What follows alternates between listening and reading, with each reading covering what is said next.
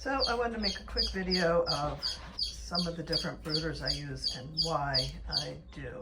So this is one, and these guys are about, they're about 2 weeks old, and I have them in this brooder. They have a really nice big heat plate, and they have their food and plenty of room, and I set up a roost bar.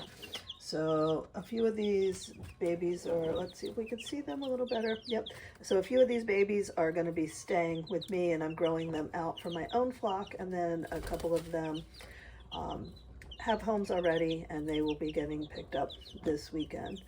But so here are some of my chicks. And again, I am using this brooder, which if you check in the comments, I will leave the link in there, but this works really well, and I love the size of it, and you know, depending on where you want it and all that, but this is a really good option, and you know, and the chicks do have plenty of room.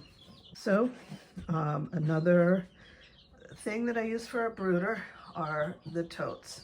And you can see I have the lid, and it has the mesh so they get air. And this is good for the smaller chicks. So let's go peek in. So these guys, I have a regular water, but I also, this works really good for new ones. Now you have to constantly change it, but you don't have to worry about somebody falling in and drowning. So I just wanted to make sure that everybody was getting the water that they needed. And so, you know, so I put that in there as well, but I also have it up on bricks, and I made sure that everybody can get up to the water and have access to it, but they are getting messy, not to mention, so these little guys, okay, let's see if I can, come here, let's get you, okay. So as you can see, so these guys are booted, and they have feathery legs and feet, and everything sticks to them.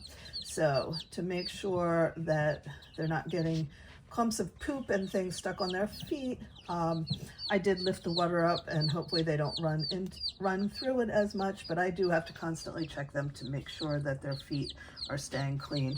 But again, because this brooder is easy to use, especially when they're small, easy to access them, and you know, and it works really well. And so so this is another brooder that I use. Okay, and then I have this brooder as well, which again is another tote. These are brand new chicks. They hatched last night, and so they just moved out of the incubator into the brooder, and I have them down on the pee pads. The pee pads help me just, one, I can watch them walking around and make sure everybody's okay, and make sure everybody's pooping.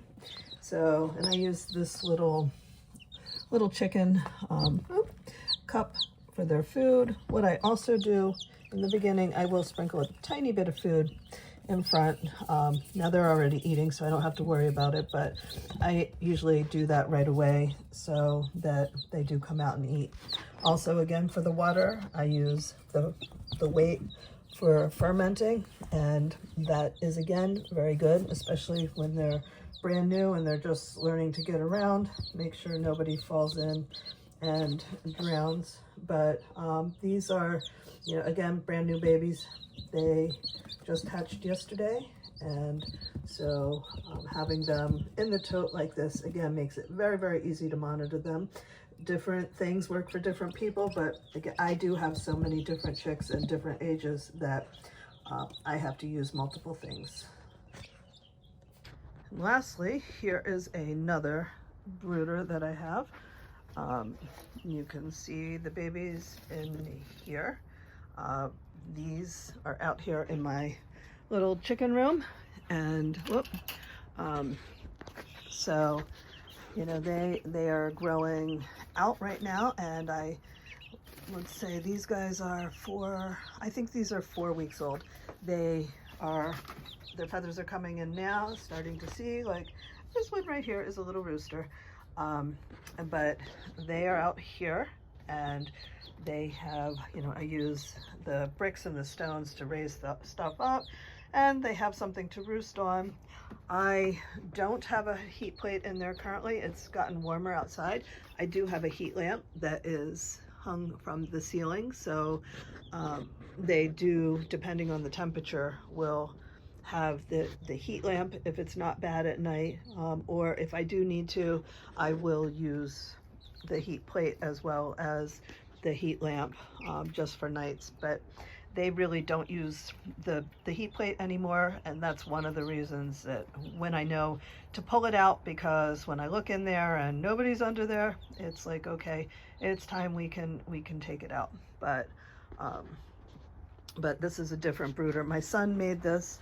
I have this lightweight top on right now, but here's a really heavier top that can go on it, and I have it lined with rubber, so when it's time to clean it, I just, oh guys, I pull the rubber out and I can scrub the rubber, and I let, you know, the wooden bottom, which stays dry and never gets dirty, because of the rubber matting in there.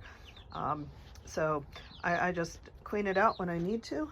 And I used, this is plastic, like chicken wire, and then because it was somewhat, we've had some chilly days, I have plastic around it, and then you can see this kind of hanging off. I pulled this off, but this insulation I had completely wrapped around, to make sure that they stayed warm. And then as they get a little bit older, these guys are all going to a new home, and I do have crates that if I need to, I can put them in, especially as they're growing out and when they don't need heat anymore, or when it stays warm. But we've had nice weather, and as you can see here, it is like 75 degrees out here on the porch. But this is another brooder that I do use.